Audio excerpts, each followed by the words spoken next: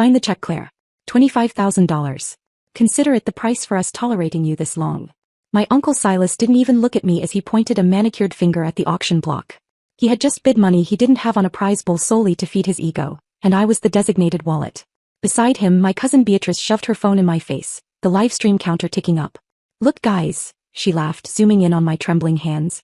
The family charity case is finally paying her dues. I stood frozen, the checkbook heavy in my hand, while the entire Texas elite watched me pay for a vanity project that would bankrupt me. Have you ever been forced to pay for someone else's ego? Tell me your story in the comments. I read every single one. I signed my name. The ink looked black, but it felt like blood. $25,000. That was the down payment for my veterinary clinic. That was my freedom. Gone in a single second because Uncle Silas couldn't bear to lose a measuring contest with a neighbor. My name is Clara and I am 28 years old. I am a licensed doctor of veterinary medicine, top of my class, capable of performing complex surgery on a 2-ton animal. But in this family I am simply the spare part. The one they keep around to fix the messes the thoroughbreds leave behind. As I handed the check to the auction clerk, I saw Silas winking at his friends. He didn't even say thank you. He just snapped his fingers at me. Go check the trailer, Claire. Make sure my investment is comfortable. His investment. Bought with my money. You might wonder why I did it. Why I didn't just throw the pen in his face and walk away. It's a valid question. But abuse isn't a sudden explosion. It is a slow, methodical erosion. Psychologists call it the trap of normalized cruelty. It's when a family unit slowly desensitizes themselves to their own malice. It starts small. A forgotten birthday. A snide comment about my clothes. A demand to work on Christmas while they open gifts. Over 20 years they didn't just learn to treat me like a servant. They learned to believe it was the natural order of things. To Silas and Aunt Marion, hurting me isn't cruelty. It's just how the world works. I am the resource. They are the consumers. You don't thank a hammer for driving a nail, and you don't thank Clara for draining her life savings to save the family name. They had successfully trained me to participate in my own destruction. I had spent my entire life trying to buy my way into their hearts with labor, with obedience, and now with actual cash. I walked out to the loading dock. The night air was thick with the smell of diesel and manure. Inside the luxury viewing box above me I could see them. Silas was popping a bottle of expensive champagne. Beatrice was posing for selfies, the flash illuminating her perfect teeth. They were celebrating a victory they hadn't earned, paid for by a woman they didn't respect. I opened the trailer latch. The bull snorted, a massive heaving beast of muscle and instinct. He was scared. He was trapped. I reached out and touched his flank, feeling the heat radiating off him. We were the same, him and I. Prized possessions to be used until we broke. But as I stood there in the dark, listening to the distant laughter of my family, the fear in my chest began to cool. It hardened into something heavy and cold. They thought I was just a checkbook. They thought I would always be the quiet, grateful orphan. They were about to find out that even a domesticated animal will bite if you corner it long enough. The ride back to the ranch was silent, save for the hum of the tires on the asphalt. I sat in the back of the truck watching the fence posts blur by, while Silas and Marion sat up front, already discussing where to place the new bull's trophy in the den. When we walked into the main house, the air conditioning hit me like a slap, freezing the sweat on my skin. I tried to slip away to my room, the small guest quarters off the kitchen that had been my designated space for 20 years, but Marion's voice stopped me cold. Don't you dare walk away with that sour look on your face, Clara. You should be proud. Tonight you actually did something useful for this family. She stood there, slipping off her diamond earrings, looking at me with pure disdain. Silas poured himself a scotch, nodding in agreement. Your aunt is right. You moped through the entire transaction. It was embarrassing. If you're going to contribute, do it with a smile. We put a roof over your head. We gave you a purpose. I stood there, gripping the strap of my bag until my knuckles turned white. I wanted to scream. I wanted to tell them that they hadn't given me a purpose. They had given me a sentence. But the words died in my throat. This is the invisible chain of the survivor. It's a psychological mechanism that keeps you tethered to your abusers long after you have the strength to leave. You learn early on that fighting back only tightens the noose.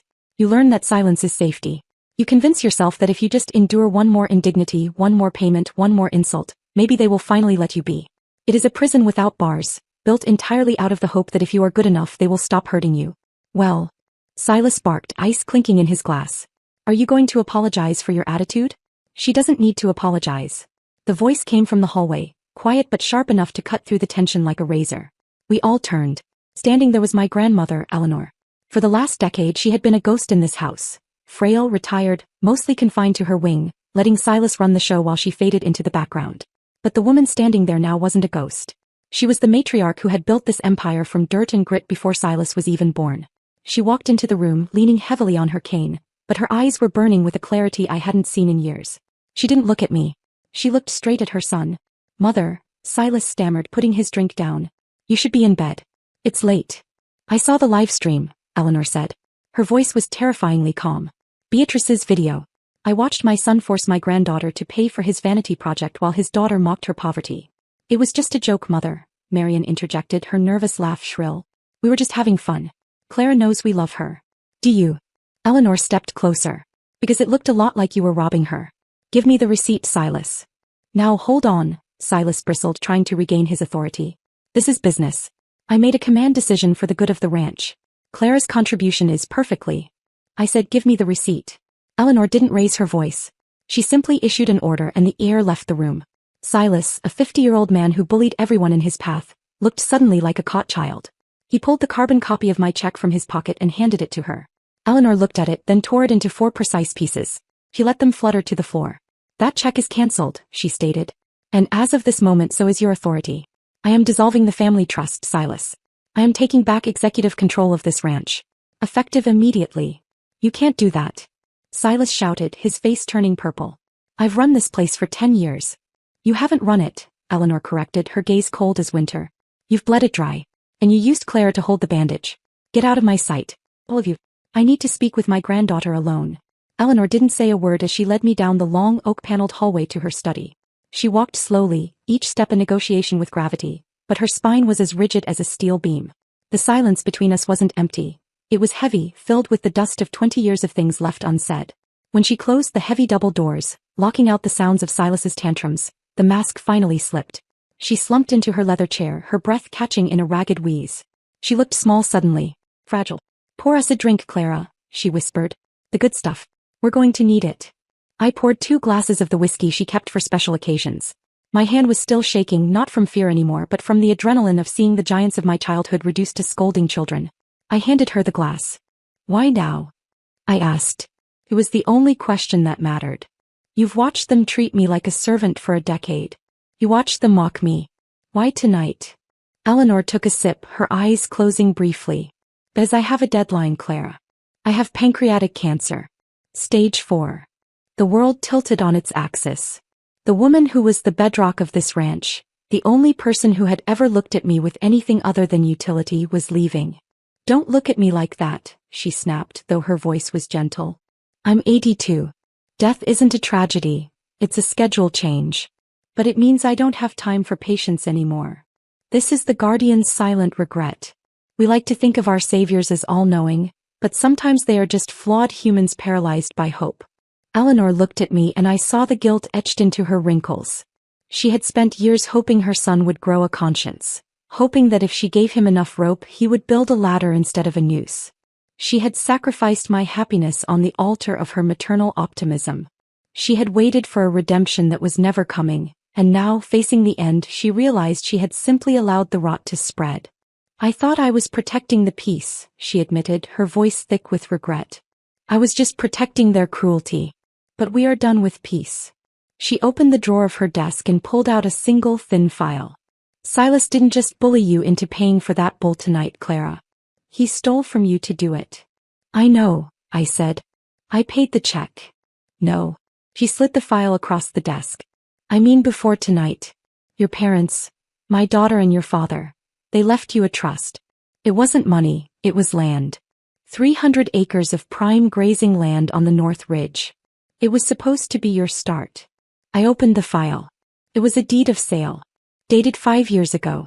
Signed by Silas as the executor. He sold it. The heir left my lungs. He sold my parents' legacy? He sold it to a developer, Eleanor confirmed, her eyes hard as flint. He used the money to renovate the main house and buy Beatrice that sports car. He liquidated your future to pay for his present. The rage that hit me then wasn't hot. It was absolute zero. It froze my tears before they could fall. They hadn't just been mean. They had been thieves. They had looked at a grieving orphan and seen a bank account to be raided. But that's not the worst of it, Eleanor said softly. The bull. The one he made you buy tonight. What about it? Look at the pedigree.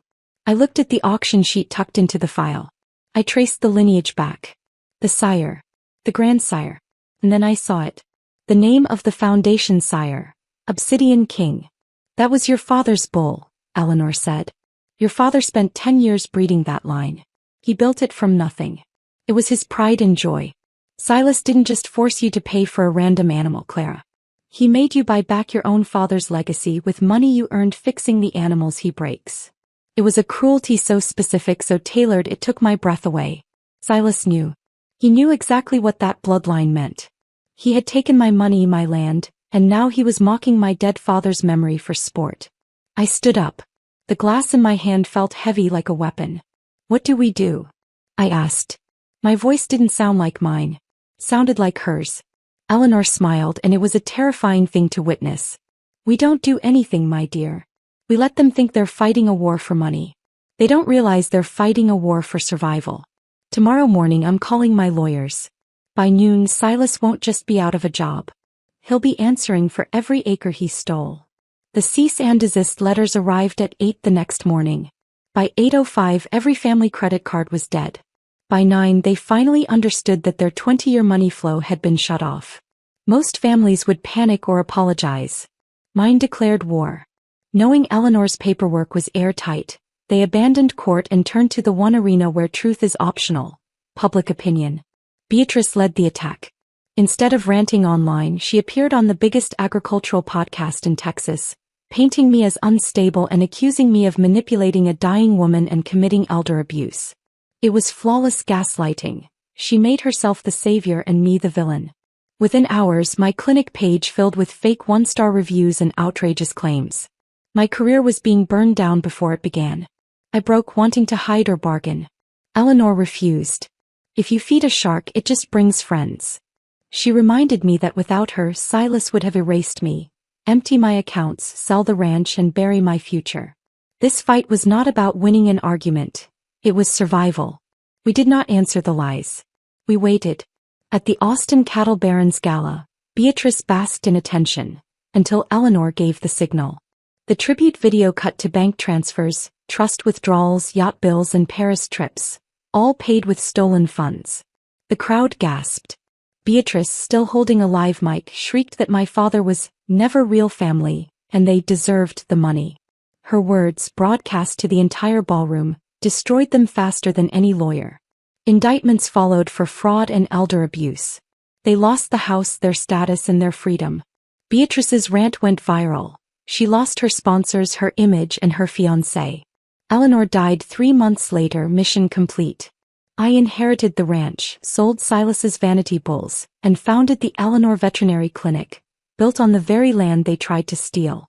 I created a scholarship fund for rural students like me, kids with talent but no pedigree. That is planter's justice. True revenge isn't destruction, it's creation.